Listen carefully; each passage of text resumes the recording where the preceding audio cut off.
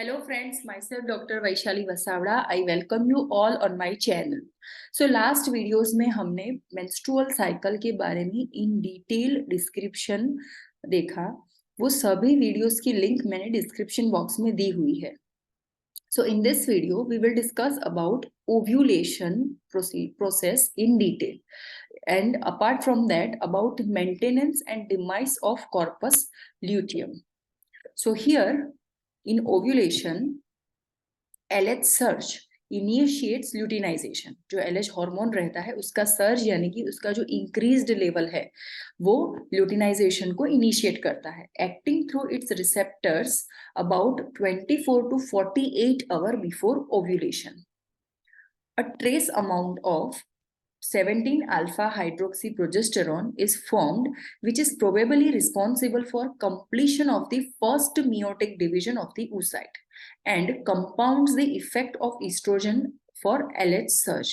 So usually हमें ये पता है कि कॉर्पस ल्यूटियम फॉर्म होने के बाद प्रोजेस्टेरोन जो है वो सेक्रेट ज्यादा होता है, लेकिन यहाँ पे ओव्यूलेशन से पहले ट्रेस अमाउंट यानी कि प्रोजेस्टेरोन की बहुत कम मात्रा जो है वो सेक्रीट होने की वजह से वो क्या करता है, जो oocyte में जो फर्स्ट मियोटिक डिवीजन है उसे कंप्लीट होने में उसकी हेल्प मिलती है, उससे कंट्रीब्यूशन मिलता है, as well as even estrogen और के साथ मिलके या इस्ट्रोजन एंड प्रोजेस्टेरोन की कंपाउंड इफेक्ट की वजह से भी ये LH सर्ज को इनिशिएट करता है.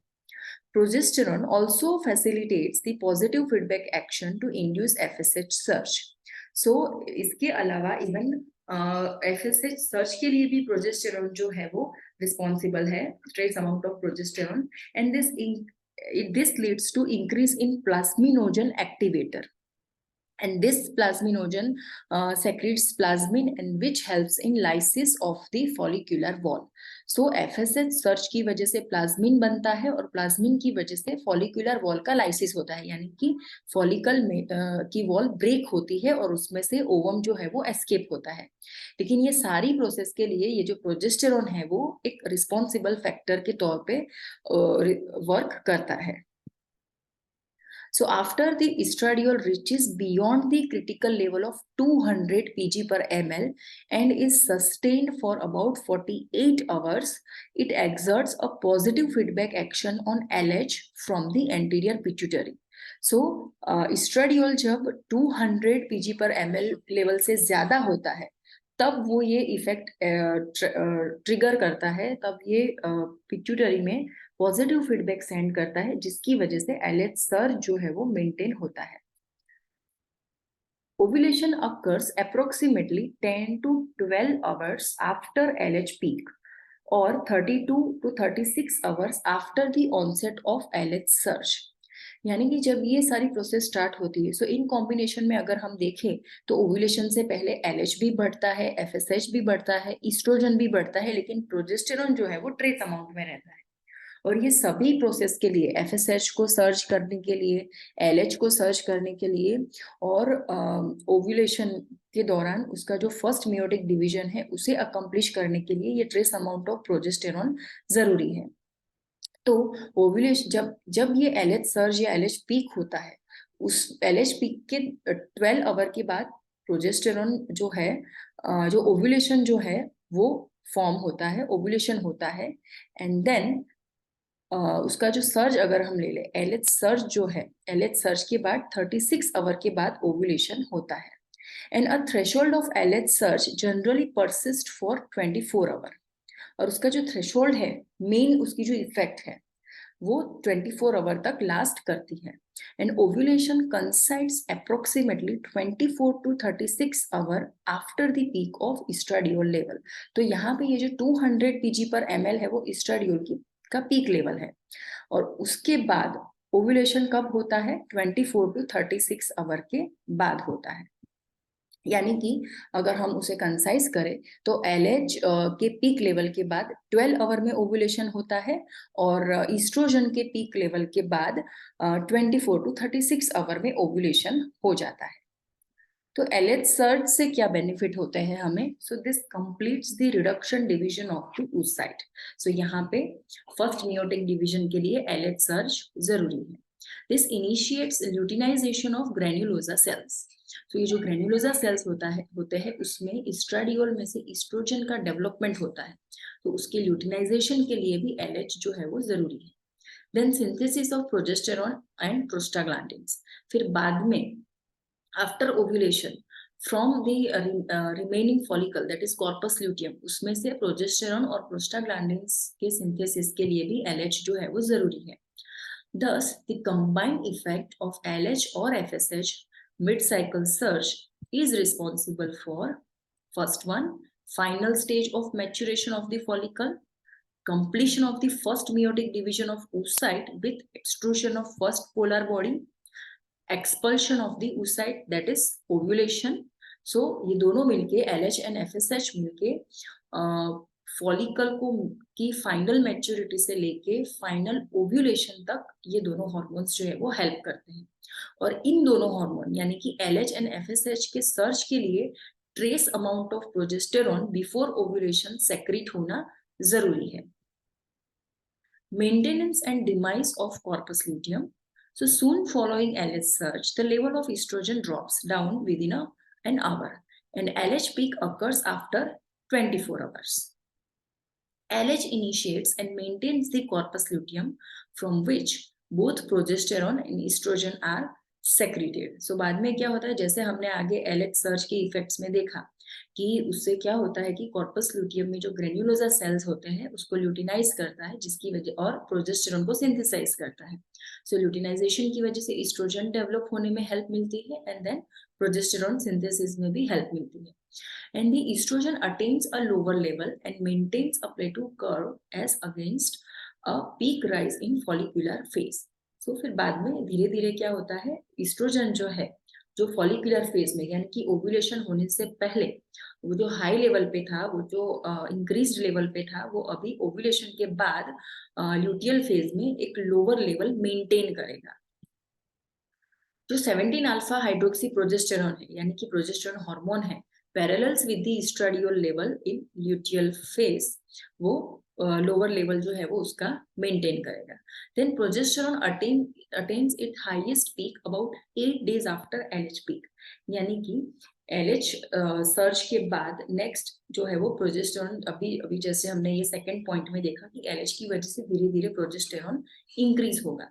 तो ये प्रोजेस्टेरॉन जो है वो उसका पीक लेवल 8 डे यानी कि मेंस्ट्रुएशन के 21st डे पे या 22nd डे पे प्रोजेस्टेरॉन जो है वो हाईएस्ट पीक पे रहेगा।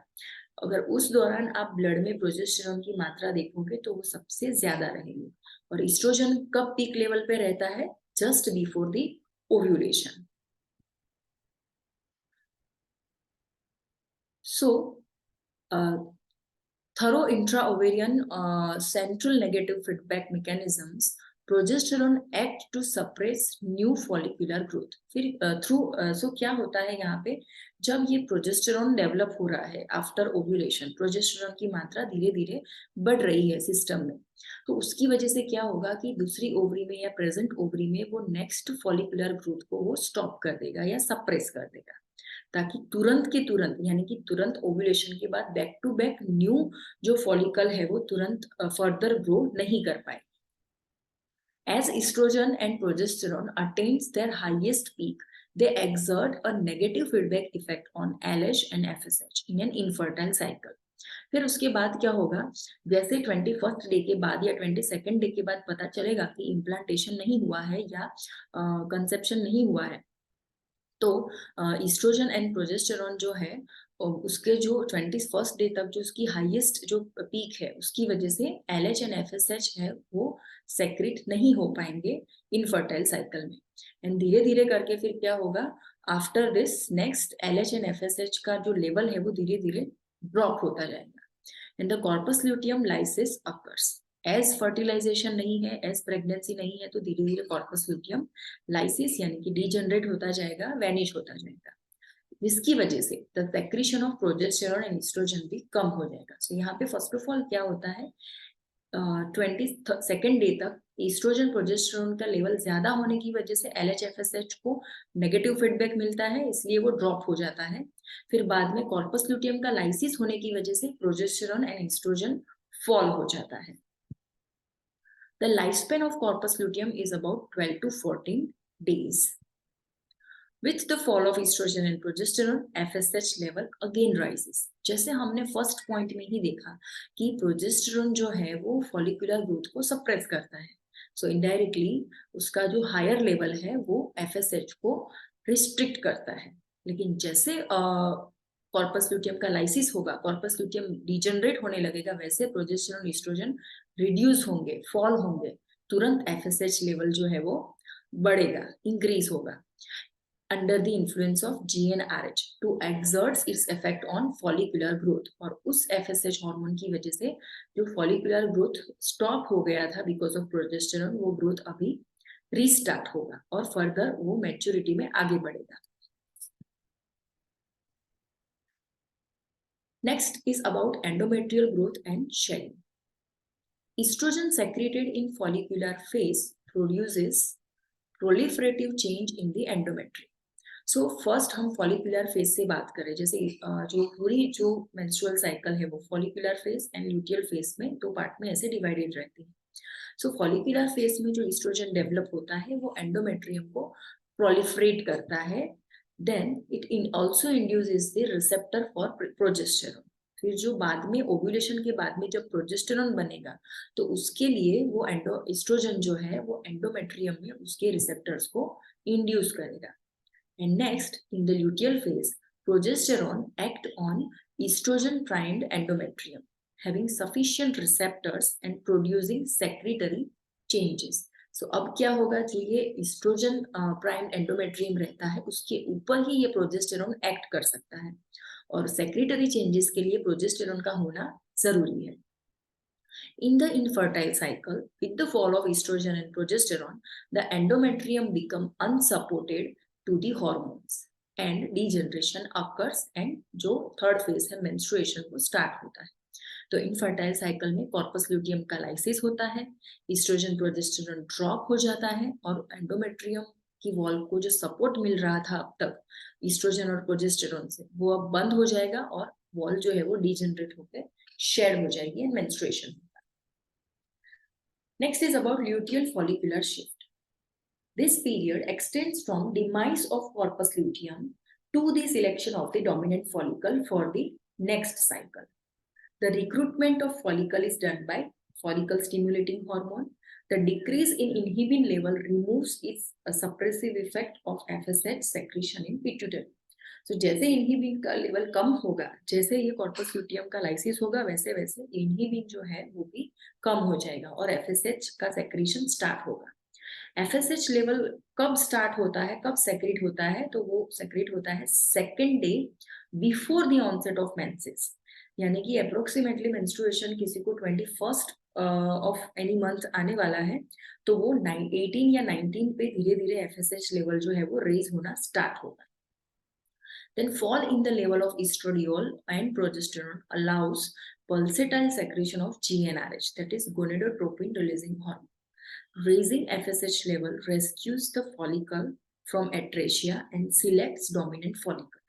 फिर ये जो धीरे धीरे FSH लेवल रेज हो रहा है वो जो सारी फॉलिकल्स है जो अभी एट्रेटिक फेज में जा रही होती है उसमें से वहां से वो maximum FSH receptor and potent follicle को सिलेक्ट करता है, रेस्क्यू करता है FSH and as a dominant follicle वो सिलेक्ट होती है. तो इस तरीके से ल्यूटियल फॉलिकुलर शिफ्ट होता है. Thank you so much for listening. You can subscribe this channel, you can click the bell icon and you can share this video amongst your friends.